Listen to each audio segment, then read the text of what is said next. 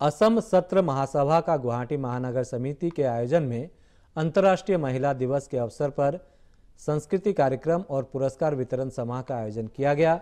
इस समारोह में असम की लगभग 25 अग्रणी प्रतिभाशाली महिलाओं को सती राधिका स्मारक पुरस्कार प्रदान किया गया।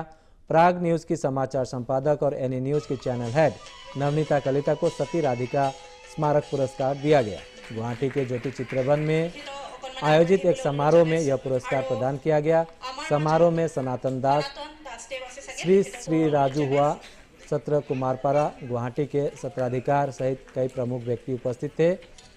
तो सती राधिका स्मारक पुरस्कार ज्योति चित्रवन में प्रदान किया गया। असम सत्र महासभा के गुवाहाटी महानगर समिति ने इसका आयोजन किया था। प्रदेश के 25 महिलाओं को सती राधिका स्मारक पुरस्कार प्रदान किया गया।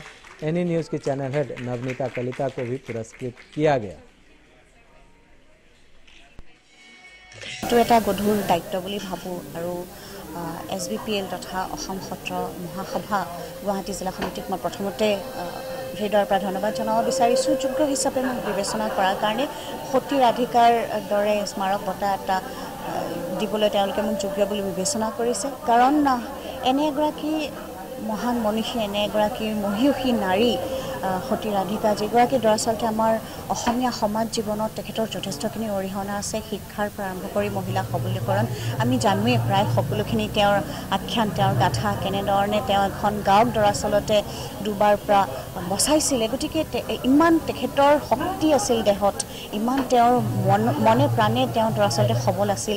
গতিকে এনে এগৰাকী মহিয়সী নাৰীৰ নামত যি এই বঁটা অসম সত্ৰ মহাসভা গুৱাহাটী জিলা সমিতিয়ে মোক দিছে, তাৰ বাবে মই ধন্যবাদ জনাইছোঁ আৰু আজিৰ পৰা দায়িত্ব আৰু বাঢ়িল বুলি ভাবিছোঁ।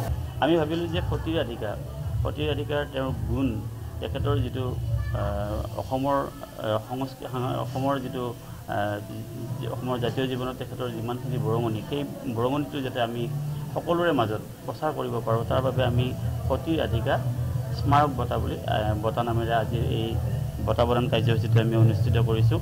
আৰু ইয়াতে অসমৰ সংবাদ জগতৰ বহুকেইগৰাকী মহিলা সাংবাদিকক আমি এই বঁটা প্ৰদান কৰিছোঁ। লগতে এই অনুষ্ঠানত আজি অসমৰ সাহিত্য সংস্কৃতিৰ দিশত বিভিন্ন অৰিহণা আগবঢ়োৱা বহুকেইজন ব্যক্তিক আমি সন্মান প্ৰদৰ্শন কৰিছোঁ। আৰু আমাৰ উদ্দেশ্যটো সঁচাকৈ আমি যাতে ভৱিষ্যতে এই উদ্দেশ্যত আমি সফল